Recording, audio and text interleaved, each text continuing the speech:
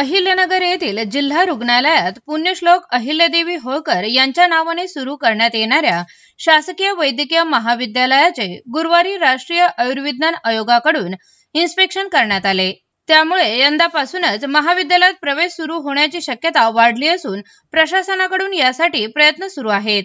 जिल्हा रुग्णालयात 100 विद्यार्थ्यांची प्रवेश क्षमता असलेले वैद्यकीय महाविद्यालय सुरू करण्यात येणार आहे। महाविद्यालयाचा नामफलक देखील रुग्णालयाच्या प्रवेशद्वारावर लावला आहे। शैक्षणिक वर्ष 2026-27 पासून हे महाविद्यालय सुरू करण्यासाठी राष्ट्रीय आयुर्विज्ञान आयोगाच्या मार्गदर्शक तत्वानुसार पायाभूत सुविधा व निकष पूर्ण करणे आवश्यक आहे।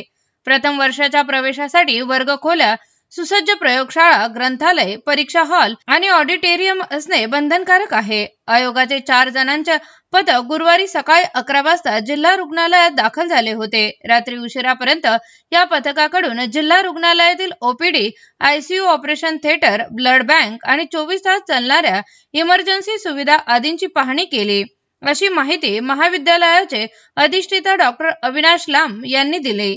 यावेळी उपस्थित doctor Vishnu Kankute, doctor Ansari, doctor Prashant Yahire, doctor Shrikant Rokade, doctor Snehalata Khelkar, doctor जोलो उगल मुगले, doctor Rajji Raj, doctor Deepak Bansode, doctor Manohar Shewale, राष्ट्रीय आयुर्विज्ञान परिषद समितीचे डॉक्टर बी आदी केस्तान मिश्रा, डॉक्टर श्रीनिवास वेल्ली शेट्टी, डॉक्टर नेहा सुखानी, महाविद्यालयाचे doctor dean doctor Avinash Loba, doctor Pankaj Kumar Mishra, Ajit आरू समवेत आदी उपस्थित होते।